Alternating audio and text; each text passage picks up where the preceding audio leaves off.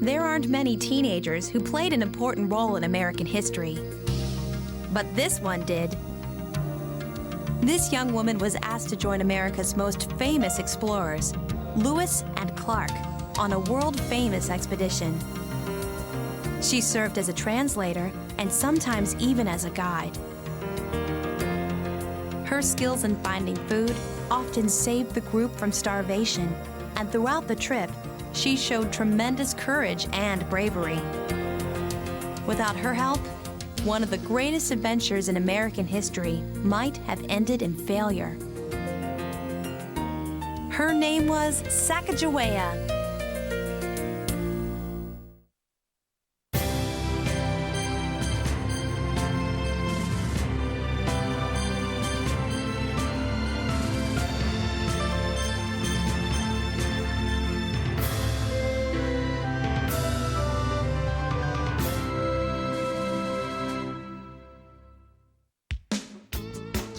Today we're going to talk about a teenager who went on one of the most daring adventures of all time. Her name was Sacagawea, and she was a Native American. Native Americans have probably lived in North America for over 10,000 years. Long before European settlers even set foot here, Christopher Columbus, who mistakenly thought he'd sailed to the Indies, gave these native people the name Indians. Columbus was way off, but the term Indians continued to be used anyway. And today, the term Native American is used to refer to the descendants of the many tribes who once populated the continent. When the first European settlers came to North America, every part of the continent was home to various tribes or groups of Native Americans. These groups were all very different from each other in custom, appearance, language, and culture. Some were farmers and others were hunters. Some lived in houses made of logs and bark and covered in earth, while others used the skins of animals to build shelters. Many Native American cultures lived together peacefully, but more often, their differences kept them apart and at war with each other.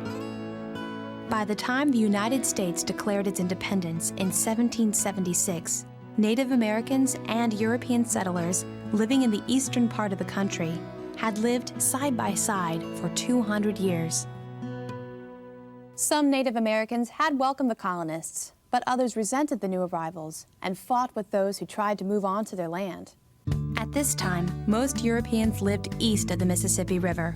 But west of the Mississippi River, well, that was a different story altogether. Very few of the colonists had ventured that far. It was among the Shoshone, a Native American people who lived in the west, that Sacagawea was born and raised. There is so much we don't know about Sacagawea because her people didn't have a system of writing to keep track of their history. Instead, they told stories. The older people told the younger people, and so on. But they didn't keep track of years or birthdays or holidays. At least not the way we do. You mean we don't even know when Sacagawea was born?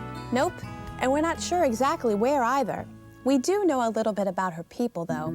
She was from a group of Shoshone Indians who lived in the Lemhi River Valley, where the state of Idaho is today. It says here that the Blackfoot and Hidatsa people lived there as well, and that there were enemies of the Shoshone. Yes. Sacagawea's tribe originally lived on the plains, where there was plenty to eat. They were brave warriors and hunters, very skilled at training horses and hunting buffalo. But people like the Hidatsa often tried to steal their fine horses. After years of war with their enemies, the Shoshone finally retreated to the mountains, where there were no buffalo and little other food. Life for the Shoshone became a constant struggle for survival. One day, when Sacagawea was still a child, maybe 11 or 12 years old, she went with her mother to gather berries. They were attacked by a Hidatsa war party, looking to capture horses and prisoners to take back to their own territory.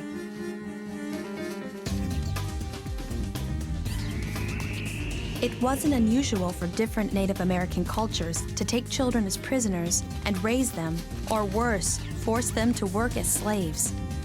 Sacagawea tried to flee, but was taken prisoner and transported hundreds of miles away to Hidatsa Territory. We're not sure what her life was like for the next few years, but it's likely she was enslaved and forced to work for the Hidatsa. Life among the Hidatsa must have been very difficult for Sacagawea. Her own people, the Shoshone, were wanderers or nomads. But the Hidatsa were farmers and had permanent homes. Their customs and even their language were new and strange to the young girl. The Hidatsa weren't the only people in this area. Some French and Canadian fur traders lived alongside the Native Americans, hunting bear and beaver for furs that could be sold for a high price back in Europe. Sometimes they trapped the animals on their own. Other times, they met with the Hidatsa and their neighbors, the Mandan Indians, to trade guns and other goods for the valuable animal skins. These two groups had been trading with the European fur traders for many years. One of these traders was a Canadian named Toussaint Charbonneau. He had lived on the frontier for years and knew the languages of both the Hidatsa and the Mandan tribes. At a young age, Sacagawea met Charbonneau, and the two were married. They lived in a Mandan village along the Missouri River until the arrival of a group of strangers in the fall of 1804 changed everything. This just in. President Thomas Jefferson has announced that Lewis and Clark will be exploring the uncharted Louisiana Territory. They will be traveling hundreds of miles across strange lands on a mission to discover what lies beyond. We wish them luck. What's the Louisiana Territory? In the early 1800s, the United States was a small country compared to its size today. Thomas Jefferson thought it was important for the country to grow, so he bought a big piece of land from France. This land became known as the Louisiana Purchase. Nobody knew for sure what was out there. But there were Native Americans who had lived there for thousands of years. They knew the land well, right? That's right. The land purchased by Jefferson was already occupied by many different Native American cultures. And President Jefferson wanted to meet and develop peaceful relations with them. Jefferson also wanted to make maps of the new territory and learn about the plants and animals that live there. Sounds like a lot of work. It would be, but Jefferson selected two men that were perfect for the job. Lewis and Clark. Meriwether Lewis was an outdoorsman from Virginia. Jefferson had hired him as his personal secretary to work at the White House. He trusted Lewis would record everything carefully and be a good leader for the mission. Lewis's partner was named William Clark. Clark had been a friend of Lewis's in the Army and had earned a reputation as an excellent map maker. Both men were good leaders who worked well together. They hired a group of 27 men, all of whom had special skills that would be needed in the wilderness. Some were soldiers, others were good hunters or craftsmen. The group was called the Corps of Discovery. But what about Sacagawea? Didn't she go too? No, not yet. The expedition would have to travel a long way before they would meet her. The party started out from St. Louis by boat. They carried almost 2 tons of supplies. They brought scientific instruments, tents, tools, silverware, soup mix, clothing, guns, medical supplies, and gifts. Gifts? Yep, gifts they could trade with the Native Americans for other important items they would need along the way. Bringing gifts would also show the Native Americans that the explorers came as friends. This is getting exciting. Exciting, yes, and dangerous. Remember, the group was about to explore places they had never been before. If they ran into trouble, they'd have to help themselves. No dialing 911, no rescue squads or fire engines. They were completely on their own. But after several months of travel, in the fall of 1804, Lewis and Clark approached the Mandan villages. The villages were at the Great Bend of the Missouri River and were the last known places on Lewis and Clark's map. The Mandan villages. That's where Sacagawea lived. Right, and this is where she joins the story. As they approached the Mandan villages, Lewis and Clark knew they had to make friends quickly. The weather was turning colder, and they wanted to spend the winter here and prepare for the next part of their journey. For that, they would need an interpreter, someone who could communicate with the Indian tribes they would meet on their travels. Remember Charbonneau? Sacagawea's husband. Yes. He wasted no time offering his services. He could speak the Hidatsa language, a skill no one in the Corps had. Through Charbonneau, Lewis and Clark tried to learn as much as they could from the Hidatsa about the land ahead. The villagers warned them that high, dangerous mountains would block their way. The expedition would need to obtain horses from a group called the Shoshone if they were to get through the mountains successfully. Sacagawea was a Shoshone, right? That's right, and that's just what Charbonneau told Lewis and Clark. Sacagawea had grown up in the area where they were headed, and with her help, they might be able to persuade the Shoshone to sell them horses for their journey across the mountains. Sacagawea could talk to the Shoshone, then translate into Hidatsa for Charbonneau. Charbonneau would then translate into French for one of the soldiers in the expedition. The soldier could then translate the French into English for Lewis and Clark. Phew, that sounds complicated. It sure was. And that's how Sacagawea became part of the expedition, and an important part too. Sacagawea was to be a valuable assistance in other ways as well. During the winter months, while the expedition waited for the weather to improve, Sacagawea gave birth to a baby boy. She named him Jean-Baptiste, but Clark named him Little Pomp. Wouldn't a newborn baby be a real problem for the expedition? You'd think so, but actually, Lewis and Clark knew that traveling with a young Native American woman and child would help their expedition. It would prove to any Native American tribes they met along the way that they were on a peaceful mission. When the expedition prepared to leave in the spring of 1805, Little Pomp was about 2 months old. Lewis and Clark decided they would follow the Missouri River as far as it would take them. Right from the start, Sacagawea began proving her worth. Her first contribution was a basket of roots. Remember, Sacagawea grew up among people who had to look very hard to find food. She knew how to dig up edible plant roots for the men to eat, along with any animals they might catch. Her ability to find food helped save the group from starvation.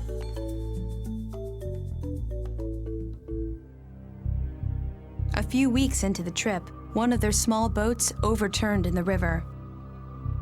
According to Lewis's journal, Charbonneau panicked, while Sacagawea calmly gathered up many of the papers and supplies. Imagine if it wasn't for Sacagawea's quick thinking, much of the important information Lewis and Clark had been gathering for President Jefferson might have been lost forever. That wasn't the only adventure they had. The expedition faced all kinds of trouble. One night, a buffalo trampled their camp, and Clark had a close call with a rattlesnake. Add to that the terrible rain and cold, mud, the exhaustion of having to paddle a boat against the current, or carrying heavy packs all day long. Yikes. Not exactly a pleasure trip, was it? And can you imagine getting sick or injured in the middle of nowhere with no doctor or medicine to help you? That's what happened with Sacagawea. She developed a high fever, trouble breathing, and was in great pain. No one knew quite what was wrong with her, and she was sick for many days. If it weren't for Lewis, who gave her medicine and cared for her, she might have died. Once Sacagawea recovered, the expedition could again move forward. Finally, they came to a valley. From there, they could see the mountains ahead, already capped with snow, even though it was still summer. They desperately needed horses if they were to get past those mountains. The mountains were scary, but even worse, Lewis and Clark were worried that they might be going the wrong way. But Sacagawea wasn't lost. She told them her people, the Shoshone, lived just ahead. The men on the expedition were relieved. They weren't lost after all, and maybe soon, with Sacagawea's help, They might have horses to help them carry their supplies. The expedition reached the Three Forks of the Missouri River and made camp. Sacagawea knew she was almost home. She told Lewis and Clark that it was here, at the place they were camping, that she had been kidnapped years before.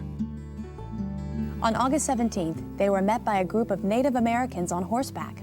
Sacagawea ran up to them happily. They were Shoshone Indians, and their camp was only a little further away. Sacagawea was asked to speak to the chief, whose name was Kameawait, and ask for horses.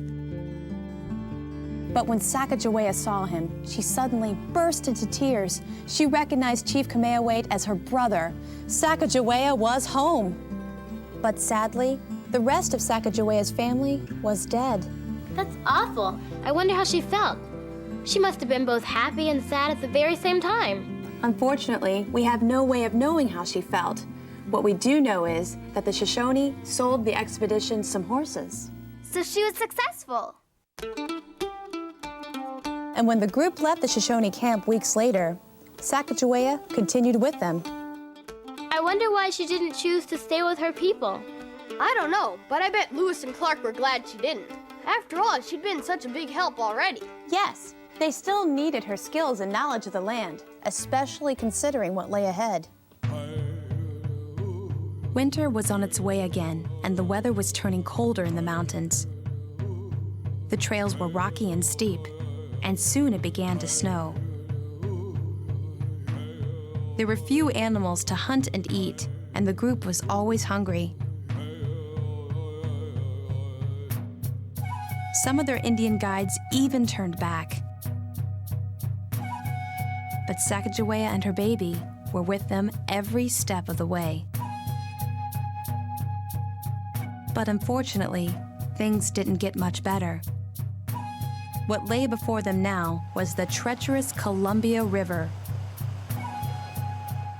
The Native Americans in this area were Nez Perce Indians.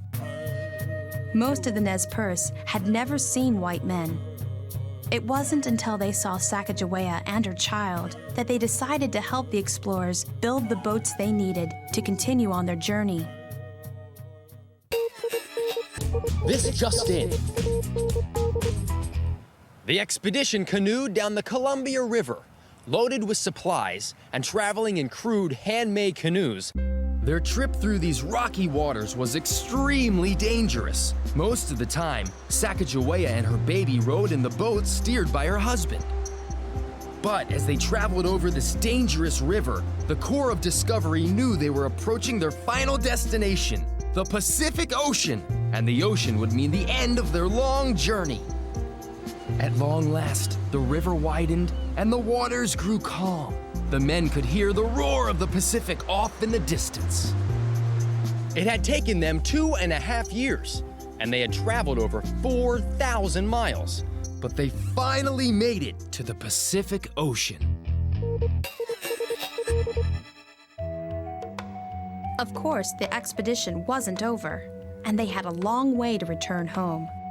But Sacagawea was excited to see the great water of the Pacific Ocean, something that she never could have imagined in the dry landscape where she grew up. Lewis and Clark thought it would be a good idea to spend the winter at the coast. All members of the expedition got to vote on the decision, including Sacagawea, who had earned the full respect of Lewis and Clark.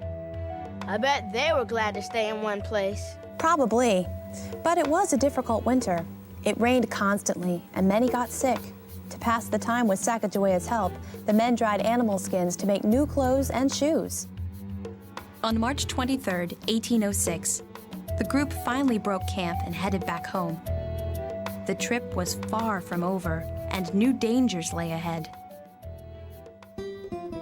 When the travelers had crossed back through the mountains, they decided to split up so they could explore more of the area and gather more information to bring back to President Jefferson. Lewis and a party of 9 rode north.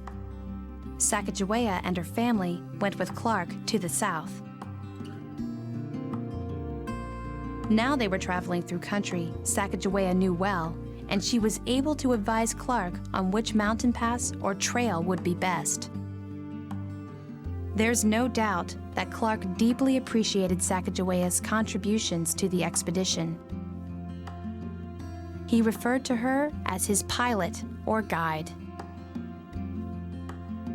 He even named one of the tall, flat-top mountains they passed Pompey's Tower after Sacagawea's son, located outside Billings, Montana. Today, it's called Pompey's Pillar. Did they ever meet up with Lewis again? Yes. A few months later, the two groups finally met again near the Mandan villages where Sacagawea had first joined them. It was hard to believe that after all they had been through together, it was time to say goodbye. Charbonneau received payment for his services on the expedition, but Sacagawea received nothing. I can't believe it, especially after all she did for them. Both Lewis and Clark felt badly about this. Clark later wrote that Sacagawea deserved a greater reward for all her contributions to the expedition, but they had no power to give it to her. Still, Clark, who had grown very fond of Sacagawea's little boy, offered to take Pomp with him back to St. Louis as an adopted son. He promised to educate him and provide for him, but Sacagawea said no. She would wait until he was older. The Corps and all its members canoed down the Missouri back to St. Louis, leaving Sacagawea and her family behind. When Lewis and Clark reached St. Louis again, they were greeted as heroes. They had discovered almost 200 new species of plants, many that Sacagawea had shown them how to find and use. They also recorded more than 100 new kinds of animals. And thanks to Sacagawea and Pomp, the expedition had been able to travel peacefully through Native American lands and contact Native American cultures previously unknown to people in the East. Lewis became governor of the Louisiana Territory, but died only a few years later in 1809. Clark later became governor of the Missouri Territory and served as superintendent of Indian Affairs. When Pomp, or Jean-Baptiste, was older, he went to live with Clark, who sent him to school. There he learned 4 languages and traveled through Europe before he went back home to the West, where he became a frontier scout and a mayor of a California town. But what happened to Sacagawea? Now that's a bit of a mystery. Most historians believe that Sacagawea became ill and died on December 20th, 1812, at Fort Manuel in what is today South Dakota.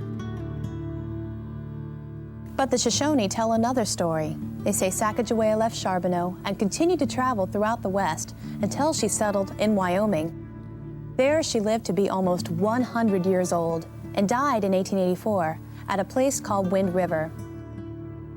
A gravestone was erected in her memory, but no one really knows for sure if it is Sacagawea resting beneath it. I don't think it matters when Sacagawea died. I think it's more important that she lived and that we know about her. Right! How amazing would that be? Traveling through the wilderness, discovering new places, on the adventure of a lifetime. But even more amazing was that Sacagawea wasn't an explorer or a soldier. She was just a young woman, and yet she was as important as anyone on that trip. It's an inspiring story. Does it make you think about what you might like to do if you could go on a great adventure? I want to trek in the Himalayas. I want to go dog sledding. How about being the first kid in outer space? If there's anything you should take away from the story of Sacagawea, it's that anything is possible.